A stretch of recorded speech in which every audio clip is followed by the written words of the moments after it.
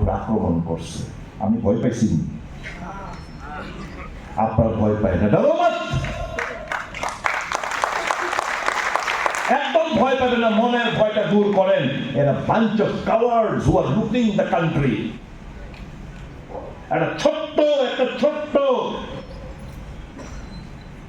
একটা সংখ্যার লোক, তারা লুটতেছে, মানুষের মারধর করতেছে, গাড়ি ঘর পুড়াইতেছে, সম্পত্তি নষ্ট করতেছে, তাদের পার্সোনাল। কিন্তু মেজরিটি যারা বিজেপি করে সবাই কি লুটপাট করেন না? বিজেপির মধ্যে অধিকাংশ লোক ভালো, কিন্তু তাদের আওয়াজ নাই।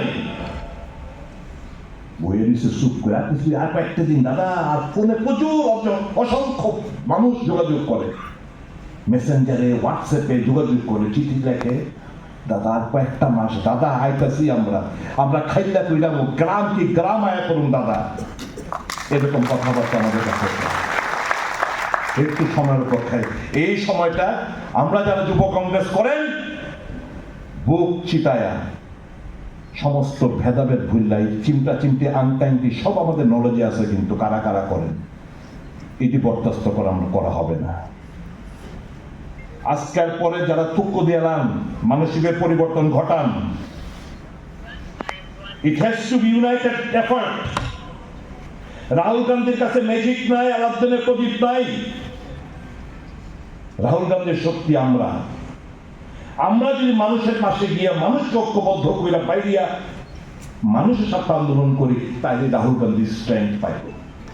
আদারওয়াইজ রাহুল গান্ধী এত সৎ লোক, অনেস্ট লোক, এবং ইংরেজিতে কথা হয়েছে গিয়া একটা ইডিয়াম আছে, idiom phrase, salt of the আর্থ।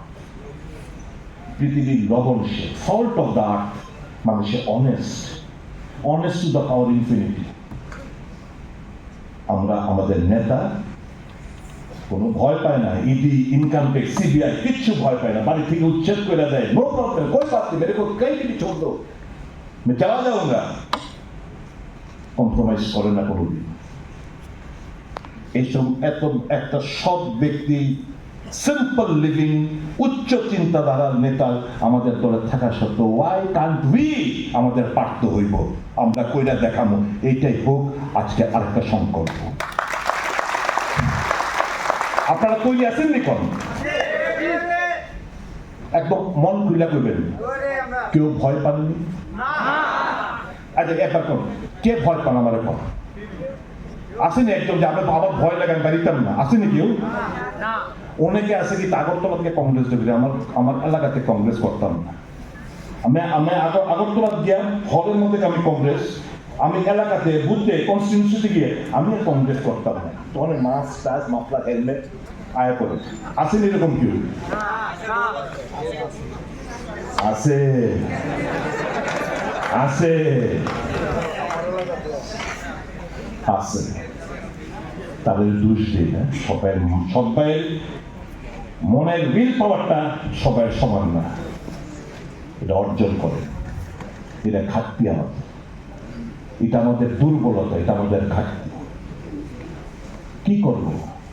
চিন্তাইব, খাদ যাইব, এটা মারণের এড়াম নাই। তার এটা আসলে এটা আসলে আগের কি এই আপনাদের বিদ্যুৎ বাবুর ব্যক্তিগত যুব কংগ্রেস ছাত্ররা আমরা করতাম, তখন দাও বোম চতুর্দিকে, ডেলি মার্ডার। আমরা ভয় পাইছি না, আমরা দাও বোমার সামনে গিয়া তখন টিএনভি, তখন আমার পরিষ্কার খেয়াল আছে টিএনভি, আমি তখন ইঞ্জিনিয়ারিং কলেজের স্টুডেন্ট, দীপক নাকের চিঠাতে গিয়া আমাদের একটা ছেলে গুলি খায় মারা গেছিল। টিএনভির লোকের সংঘর্ষ হয়েছিল আমাদের, কত ইতিহাস। ভয় পাইেন না, আমরা সেই দলের সৈনিক, হাসতে হাসতে যারা ফাঁসির কাঠ গড়ায় গিয়ে দাঁড়ায় হয়েছে বন্দে মাতরম, আমরা সেই দলের সৈনিক। আমরা সেই দলের সৈনিক, দেশের অখণ্ডতা রক্ষা করতে গিয়া ইন্দিরা গান্ধীর মতো মহান নেত্রী বুলেট ঝাঁঝা করলে তার সারাটা শরীর। আমরা ওই দলের সৈনিক যার বডিটা খণ্ড খণ্ড বিখণ্ডিত হয়ে ছড়াই ছিটাই গেছিল রাজীব গান্ধী। আমরা ওই দলের সৈনিক পাঞ্জাবের মুখ্যমন্ত্রী বিয়ান সিং বোম ব্লাস্টে মারা গেছে। হাজার হাজার অগণিত আমাদের কার্যকর্তা কর্মকর্তা মারা গেছে, কর্মীরা মারা গেছে। আমরা প্রাউড লিগেসি আমরা বহন করতেছি।